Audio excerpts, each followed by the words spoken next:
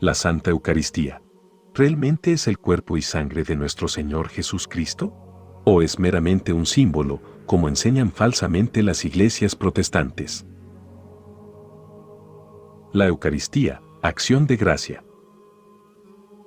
Es el santo misterio, o sacramento, en el cual el pan y el vino ofrecidos son transformados por el Espíritu Santo en el verdadero cuerpo y en la verdadera sangre de nuestro Señor Jesucristo, con los cuales, luego, los fieles comulgan para la estrecha unión con Cristo y la vida eterna.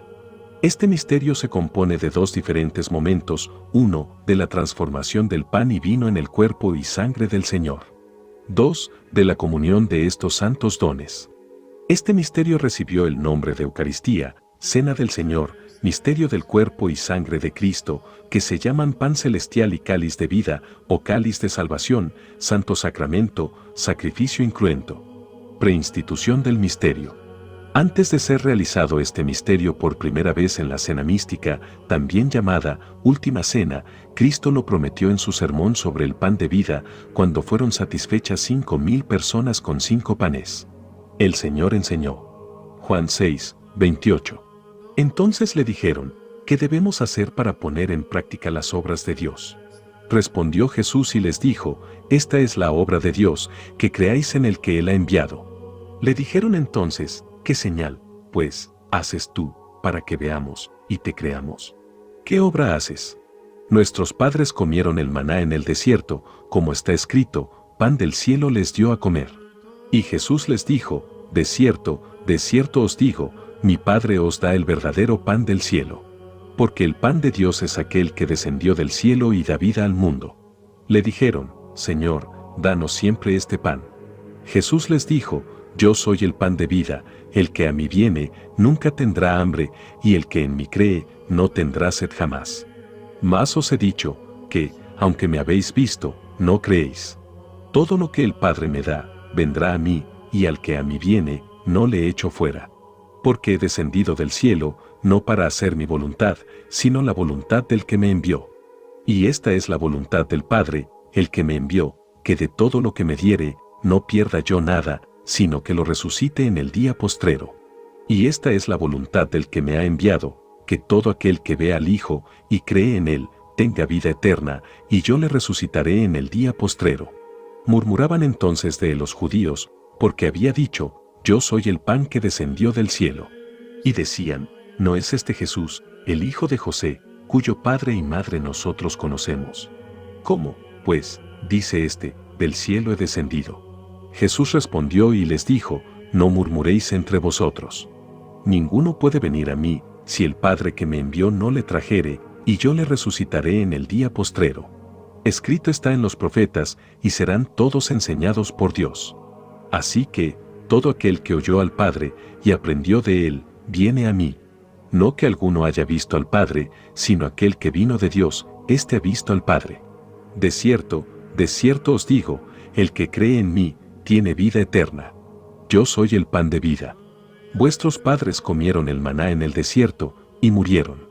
Este es el pan que desciende del cielo, para que el que de él come, no muera. Yo soy el pan vivo que descendió del cielo, si alguno comiere de este pan, vivirá para siempre, y el pan que yo daré es mi carne, la cual yo daré por la vida del mundo. Los judíos, claramente no entendieron estas palabras de forma simbólica, estas palabras fueron entendidas literalmente. Entonces los judíos contendían entre sí, diciendo: ¿cómo puede éste darnos a comer su carne? Pero el Señor no les dijo a ellos que entendieron mal, sino que continuó con más fuerza y claridad aún, su alocución en el mismo sentido. Jesús les dijo: de cierto os digo, si no coméis la carne del Hijo del Hombre, y bebéis su sangre, no tenéis vida en vosotros. El que come mi carne y bebe mi sangre, tiene vida eterna, y yo le resucitaré en el día postrero. Porque mi carne es verdadera comida, y mi sangre es verdadera bebida. El que come mi carne y bebe mi sangre, en mí permanece, y yo en él. Como me envió el Padre viviente, y yo vivo por el Padre, asimismo el que me come, él también vivirá por mí. Este es el pan que descendió del cielo, no como vuestros padres comieron el maná, y murieron. El que come de este pan, vivirá eternamente. Estas cosas dijo en la sinagoga, enseñando en Capernaum. También los discípulos lo comprendieron literalmente y dijeron, dura es esta palabra, ¿quién la puede oír? Sabiendo Jesús en sí mismo que sus discípulos murmuraban de esto, les dijo, esto os ofende. Pues que, si viereis al Hijo del Hombre subir a donde estaba primero, ti espíritu es el que da vida, la carne para nada aprovecha, las palabras que yo os he hablado son espíritu y son vida. Con esta observación, Cristo no pretende que sean entendidas sus palabras en el sentido simbólico, más agrega, pero hay algunos de vosotros que no creen. Porque Jesús sabía desde el principio quiénes eran los que no creían y quién le había de entregar. Y dijo, por eso os he dicho que ninguno puede venir a mí, si no le fuere dado del Padre. Desde entonces muchos de sus discípulos volvieron atrás y ya no andaban con él. Dijo entonces Jesús a los 12, ¿queréis acaso iros también vosotros? Le respondió Simón Pedro, Señor, ¿a quién iremos? Tú tienes palabras de vida eterna. Y nosotros hemos creído y conocemos que tú eres el Cristo, el Hijo del Dios viviente. El Salvador señala que sus palabras son difíciles para la fe, como es que los fieles van a comer su cuerpo y beber su sangre. Pero él confirma que habla de su real cuerpo. Sus palabras sobre su cuerpo y sangre son espíritu y vida, y testifican que 1. El que comulgue con ellos tendrá vida eterna y será resucitado para el reino de la gloria en el último día, y 2. El que comulga con ellos entra en estrecha unión con Cristo. Sus palabras no hablan de vida carnal, sino de la vida por el Espíritu. La comunión de su cuerpo y sangre no son importantes para saciar el hambre físico, como fue cuando alimentó a las 5,000 personas, sino que es importante para la vida eterna. Institución del sacramento y su celebración en tiempos apostólicos. Mientras que el preanuncio del Salvador sobre la futura institución del sacramento de la Eucaristía está dado en el Evangelio de San Juan, la misma institución del sacramento es relatada por los evangelistas sinópticos, Mateo, Marcos y Lucas, y más adelante es repetido por el apóstol San Pablo. Mateo 26, 26, 28, y mientras comían, tomó Jesús el pan, y bendijo, y lo partió, y dijo a sus discípulos, tomad, comed, esto es mi cuerpo. Y tomando la copa, y habiendo dado gracias, les dijo, bebed de ella todos, porque esto es mi sangre del nuevo pacto, que por muchos es derramada para remisión de los pecados. Lucas 22, 19, 20, y tomó pan y dio gracias, y lo partió y les dio, diciendo, esto es mi cuerpo, que por vosotros es dado, haced esto en memoria mía. De igual manera, después que hubo cenado, tomó la copa, diciendo, esta copa es el nuevo pacto en mi sangre, que por vosotros se derrama. 1 Corintios 11, 23, 25. Porque yo recibí del Señor lo que también os he enseñado, que el Señor Jesús, la noche que fue entregado, tomó pan, y habiendo dado gracias, lo partió y dijo, tomad, comed, esto es mi cuerpo. Que por vosotros es partido, haced esto en memoria de mí. Asimismo, tomó también la copa, después de haber cenado, diciendo, esta copa es el nuevo pacto en mi sangre, haced esto todas las veces que la bebiereis, en memoria de mí. Las palabras del Salvador en la última cena, este es mi cuerpo, que por vosotros es partido, esta es mi sangre del Nuevo Testamento, que por muchos es derramada para el perdón de los pecados. Estas palabras son completamente claras y definidas y no dan lugar a otra interpretación más que a los discípulos se les dio el verdadero cuerpo y la verdadera sangre de Cristo, y esto está en conformidad con la promesa dada en el capítulo 6 del Evangelio de San Juan sobre su cuerpo y sangre. Al comulgar a sus discípulos, el Señor mandó, haced esto en mi memoria. Este sacrificio debe realizarse, como lo indica el apóstol Pablo, hasta la segunda venida del Señor. Esto proviene de las palabras del Salvador, si no coméis la carne del Hijo del Hombre y no bebéis su sangre, no tenéis vida en vosotros. Y efectivamente, la Eucaristía fue recibida por la Iglesia desde los primeros días como un gran misterio y lo conserva con gran celo y devoción, y se celebra y será celebrado hasta el fin del mundo. Sobre el misterio de la Eucaristía en la era apostólica de la Iglesia, leemos en el libro de los Hechos de los Apóstoles, 2, 42, 46, 20, 6, 7, y en el apóstol Pablo 1 Corintios 10, 16, 17. ¿La copa de bendición que bendecimos no es la comunión de la sangre de Cristo? ¿El pan que partimos no es la comunión del cuerpo de Cristo? Siendo un solo pan, nosotros, con ser muchos, somos un cuerpo, pues todos participamos de aquel mismo pan. 1 Corintios 11, 26, 30. Pues, todas las veces que comiereis este pan y bebiereis esta copa, la muerte del Señor anunciáis hasta que venga. De manera que cualquiera que comiere este pan o bebiere esta copa del Señor indignamente, será culpado del cuerpo y de la sangre del Señor. Porque el que come y bebe indignamente, sin discernir el cuerpo del Señor, juicio come y bebe para sí. Por lo cual hay muchos enfermos y debilitados entre vosotros, y mueren no pocos. Con estas palabras el apóstol nos enseña con qué veneración y previo examen de conciencia el cristiano debe acercarse a la Eucaristía y nos inspira que esto no es simple comida y bebida y mucho menos un acto simbólico, sino el recibimiento del verdadero cuerpo y sangre de Cristo. Uniéndonos con Cristo en la Eucaristía, los fieles, al comulgar, se unen también unos a otros, un solo cuerpo somos, pues todos comulgamos de un solo pan. Transformación del pan y el vino en el sacramento de la Eucaristía. En el mismo momento en que el sacerdote u obispo, único con el don de consagrar transmitido por el Espíritu Santo, el cual es adquirido en su ordenación, como hemos enseñado previamente en nuestro artículo sobre la sucesión apostólica. Invocando al Espíritu Santo sobre los dones ofrecidos, los bendice en oración a Dios Padre: haz de este pan el precioso cuerpo de tu Cristo, y lo que está contenido en este cáliz la preciosa sangre de tu Cristo, transformándolos por tu Espíritu Santo. El pan y el vino se transforman realmente en cuerpo y sangre por infusión del Espíritu Santo. Después de este momento, pese a que nuestros ojos ven pan y vino en el santo trono, en realidad, permaneciendo invisible para los ojos sentimentales, son el verdadero cuerpo y la verdadera sangre del Señor Jesús, bajo la apariencia de pan y vino. De tal manera los dones santificados. 1. No son solo símbolos que recuerdan a los fieles sobre la redención, como se enseña en las ramas protestantes.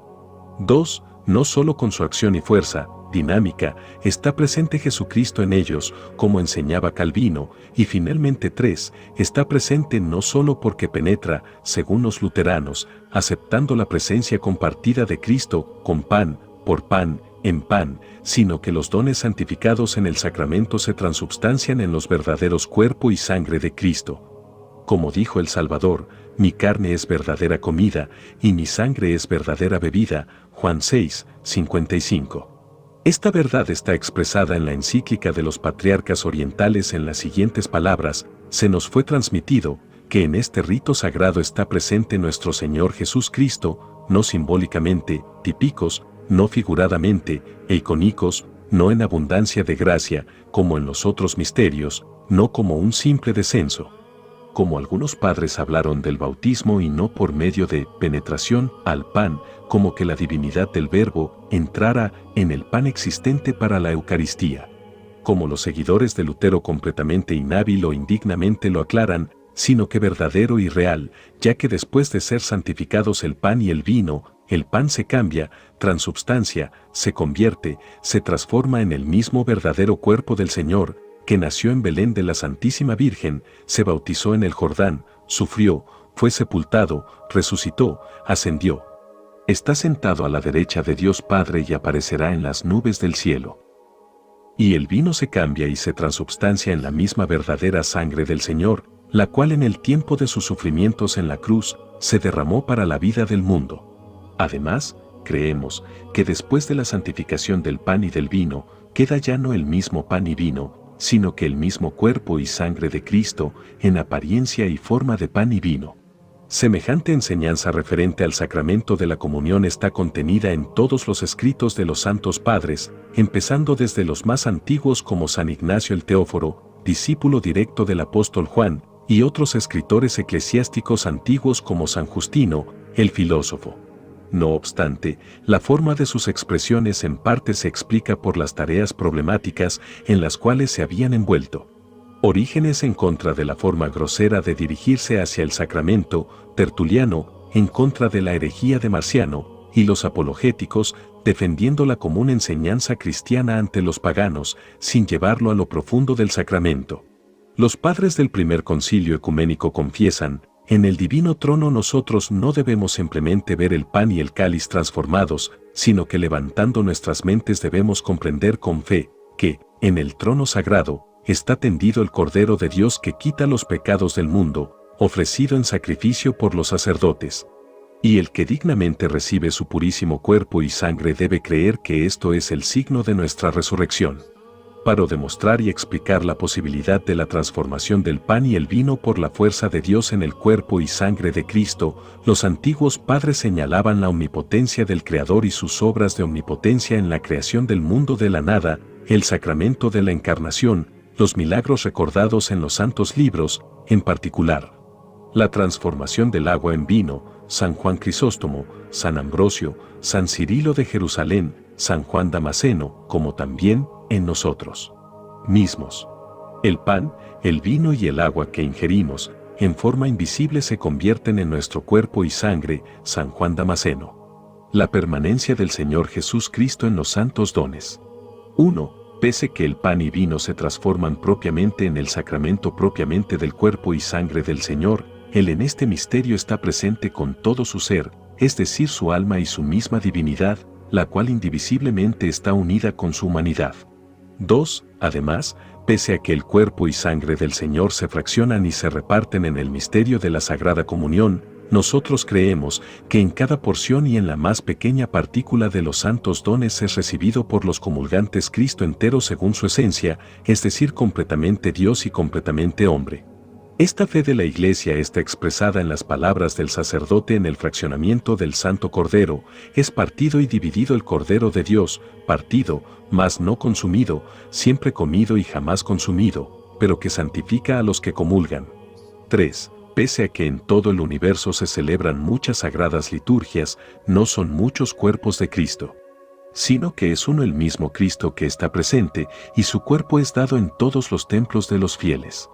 4. El pan de la transubstanciación, preparado separadamente en todas las iglesias, después de su santificación y transformación, se convierte en el mismo cuerpo que está en los cielos. 5. Después de la transubstanciación del pan y el vino en el misterio de la Eucaristía en cuerpo y sangre, ya no vuelve a su antigua naturaleza, sino que quedan como cuerpo y sangre del Señor para siempre, independientemente de ser consumidos o no por los fieles. Por eso, desde tiempo antiguo, la Iglesia Católica Ortodoxa acostumbra celebrar la liturgia de los dones presantificados, con la certeza de que, en los dones santificados en la liturgia anterior, se conservan los verdaderos cuerpo y sangre de Cristo. También se reservan los santos dones en vasos sagrados especiales, como viático para los enfermos y moribundos.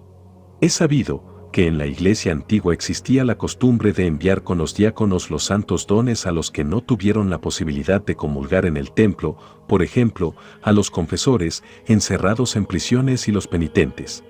En la antigüedad los fieles llevaban con reverencia los santos dones a sus hogares, y los ascetas los llevaban con ellos al desierto para comulgar.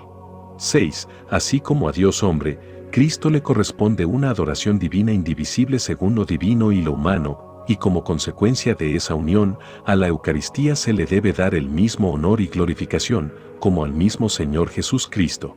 Relación de la Eucaristía con el sacrificio del Gólgota.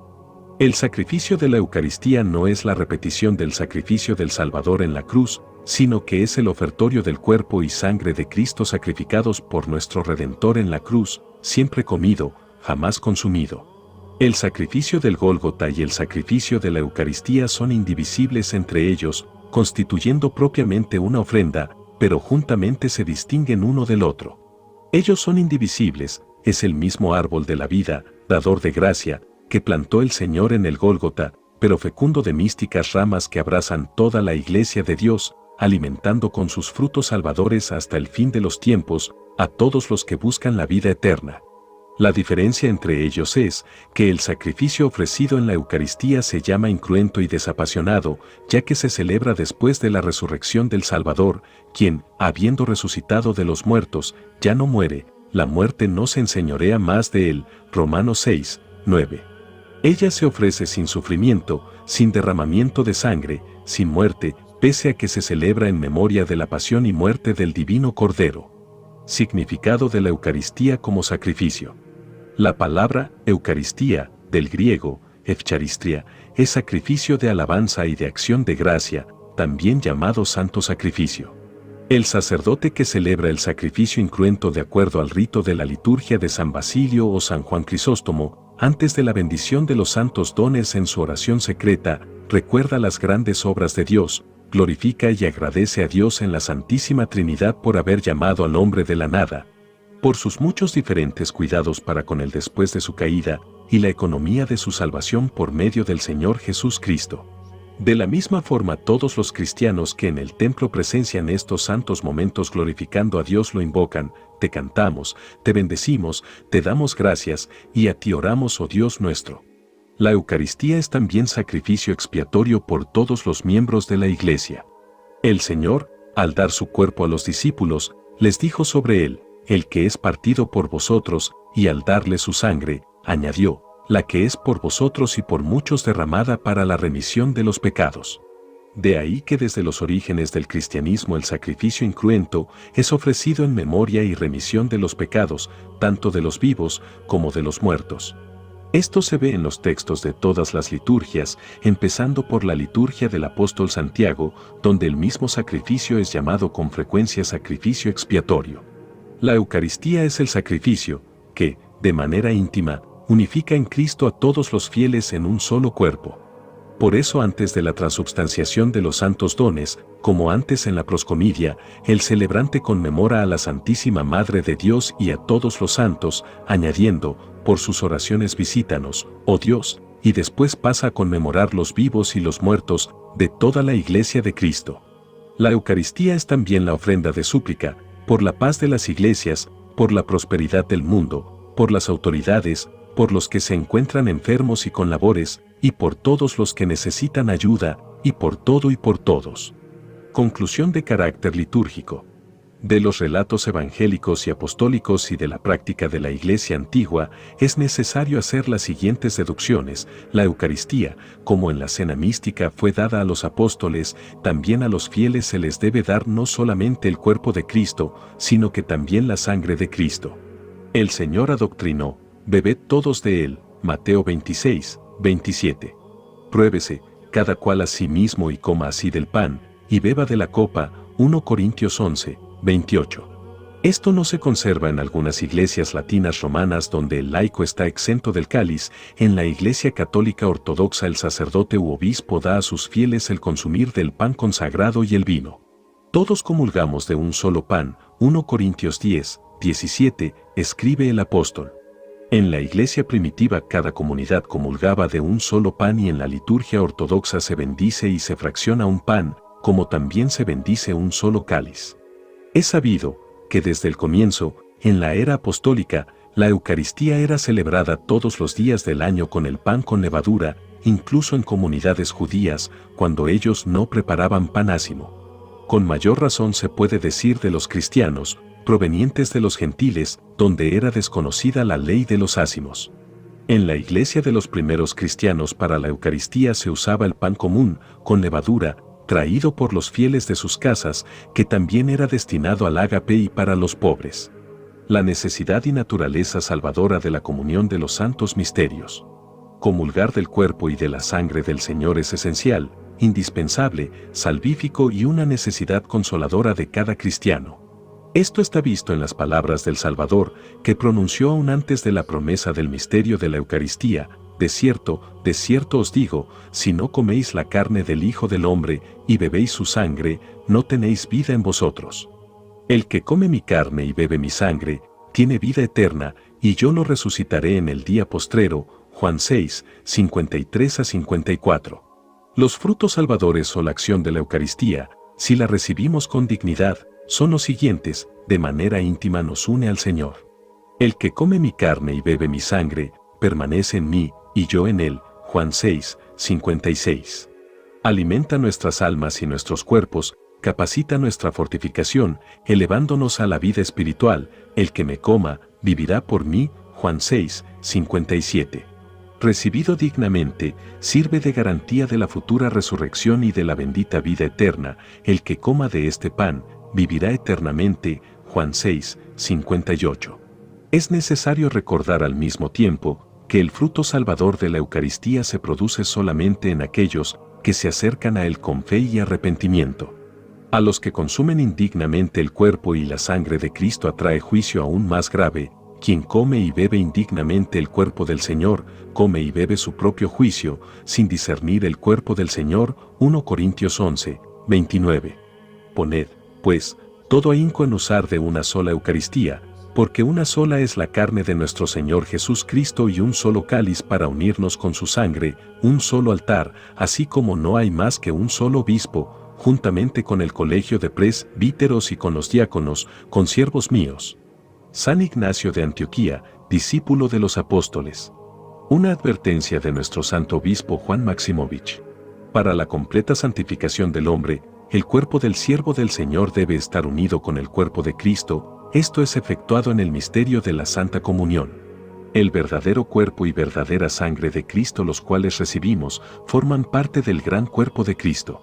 Por supuesto, para la unión con Cristo, la mera unión de nuestro cuerpo con el cuerpo de Cristo no basta. La consunción del cuerpo de Cristo se hace beneficiosa cuando en espíritu nos esforzamos hacia Él y nos unimos con Él. La recepción del cuerpo de Cristo, con aversión a Él en espíritu, es como el acercamiento a Cristo de aquellos que lo golpearon, lo mofaron y crucificaron. Su aproximación a Él no sirvió para su salvación y curación, sino para su condenación. Mas aquellos que participan con piedad, amor y prontitud para servirle, se unen estrechamente a sí mismos con Él y se vuelven instrumentos de su divina voluntad. El que come mi carne y bebe mi sangre, habita en mí y yo en él, dijo el Señor, Juan 6, 56. Uniéndose con el Señor resucitado y a través de Él con la entera Trinidad eterna, el hombre atrae de ella poder para la vida eterna y él mismo se vuelve inmortal. Como el Padre viviente me ha enviado, y yo vivo en el Padre, así el que me come él también vivirá en mí, Juan 6, 57. Todo aquel que cree en Cristo y está unido a Él por darse a sí mismo a Él, y por la recepción de gracia divina, conjuntamente constituye la Iglesia de Cristo, la cabeza la cual es Cristo mismo, y aquellos que entran a ella son sus miembros. Cristo, invisible al ojo corporal, se manifiesta a sí mismo claramente a través de su Iglesia tal como el espíritu invisible humano se manifiesta a través de su cuerpo. La Iglesia es el cuerpo de Cristo, por sus partes están unidas a Cristo a través de sus divinos misterios y porque a través de ella Cristo trabaja en el mundo. Nosotros participamos del cuerpo y sangre de Cristo en los santos misterios, tal que nosotros mismos podemos ser miembros del cuerpo de Cristo, la Iglesia. Esto no es realizado instantáneamente. Totalmente perdurable en la Iglesia el pecado ya está vencido y de allí la santificación es completa. En algún grado todo lo pecaminoso nos aparta de la Iglesia y nos mantiene fuera de ella. Es por eso que en la oración leída en la confesión sobre el arrepentido, tenemos la frase, reconciliar y unir a tu santa Iglesia. A través del arrepentimiento un cristiano es limpiado y unido estrechamente a Cristo participando de los santos misterios, pero luego el tizne del pecado se posa otra vez sobre él y lo aparta de Cristo y la Iglesia, y así arrepentimiento y comunión son nuevamente necesarios. Tan largo como la vida terrenal un hombre perdure, hasta la misma partida del alma desde el cuerpo, la batalla entre el pecado y la rectitud sigue en él. A pesar de la altura espiritual y moral que uno pueda conseguir, una caída gradual o incluso temeraria y profunda al abismo del pecado es siempre posible. Así, la comunión del santo cuerpo y sangre de Cristo, la cual fortalece nuestro contacto con Él y nos refresca con el vivo fluir de la gracia del Espíritu Santo que emana a través del cuerpo de la Iglesia, es necesaria para todos. Cuán importante es la comunión de los santos misterios lo vemos en la vida de San Enoufrio el Grande, a quien, como a otros ermitas que habitaban en el mismo desierto, ángeles le traían la santa comunión, y en la vida de Santa María de Egipto leemos que su deseo final, luego de muchos años de vida en el desierto, fue la recepción de los santos misterios. Las vidas de San Zapatio de Solopki y una multitud de otros nos cuentan cosas similares. No en vano dijo el Señor, de cierto, os digo, excepto que vosotros comáis la carne de Hijo del Hombre y bebáis su sangre, no tenéis vida en vosotros. Participar del cuerpo y sangre de Cristo es recibir uno mismo a Cristo resucitado, la victoria sobre la muerte, otorgando a aquellos con él victoria sobre el pecado y la muerte. Preservando en nosotros el regalo lleno de gracia de la comunión, tenemos una garantía y goce anticipado de la bendición de la vida eterna del alma y el cuerpo. Hasta el mismo día de Cristo, su segunda venida y el juicio de todo el mundo, la batalla entre el pecado y la rectitud continuará individualmente dentro de cada persona y colectivamente en toda la humanidad. La Iglesia terrenal une a todos los que renacen a través del bautismo, a quienes tomaron la cruz de la batalla contra el pecado y siguen tras de Cristo el vencedor de esta batalla. La divina Eucaristía, la ofrenda del sacrificio incruento y la participación, santifica y fortalece a los comulgantes y hace a los que reciben el cuerpo y sangre de Cristo verdaderos miembros de su cuerpo. Pero solo con la muerte se determina si un hombre permaneció como verdadero miembro del cuerpo de Cristo hasta su último suspiro, o si el pecado triunfó en él y le quitó la gracia que lo liga a Cristo y que él recibe en los santos misterios. Quien, como miembro de la Iglesia terrenal, ha reposado en gracia va de la Iglesia terrenal a la celestial. Pero quien ha caído fuera de la Iglesia terrenal no entrará en la celestial, porque la Iglesia en este mundo es el camino hacia la celestial. Cuanto más uno se encuentra bajo la influencia de la gracia de la comunión y más ha ligado a sí mismo a Cristo, tanto más placer uno encontrará en comunión con Cristo y su reino venidero. De ahí, que es importante tomar los misterios de Cristo justo antes de partir, cuando la suerte de un hombre es determinada para siempre. Es necesario tratar de recibirlo justo antes de partir, si hay incluso la más pequeña posibilidad de esto, suplicar al Señor el hallarnos digno de esto y meditar por otros, para que ellos puedan no ser privados de la comunión antes del final. En cuanto el pecado continúa operando en el alma hasta la muerte, por lo tanto el cuerpo está sujeto a las consecuencias y soporta en sí las semillas de enfermedad y muerte, de las cuales es solo liberado cuando decae luego de fallecer, y luego resucita, al fin libre de ellos en la resurrección general. Aquel que une a sí mismo en cuerpo y espíritu en Cristo en esta vida estará con él en espíritu y cuerpo en la vida por venir. El cuerpo y sangre de Cristo, vías llenas de gracia de los misterios creadores de vida, son la fuente de nuestro regocijo eterno en unión con el resucitado Cristo y en la contemplación de su gloria. En el reino venidero de Cristo, ya no habrá necesidad de recibir el cuerpo y sangre de Cristo, ya que a todo aquel que le ha sido concedido estará en estrecha conversación con él y gozará de la luz preeterna de la Trinidad originaria de vida, experimentando esa bendición que ninguna lengua puede explicar y la cual es incomprensible a nuestra mente débil. Por esta razón, luego de participar de los santos misterios de la liturgia, en el altar siempre se pronuncia la oración que cantamos los días pascuales. Oh Cristo, tu más grande y sagrada Pascua. Oh sabiduría, palabra y poder de Dios, otórganos participar de ti más completamente en el creciente día de tu reino. Canon Pascual.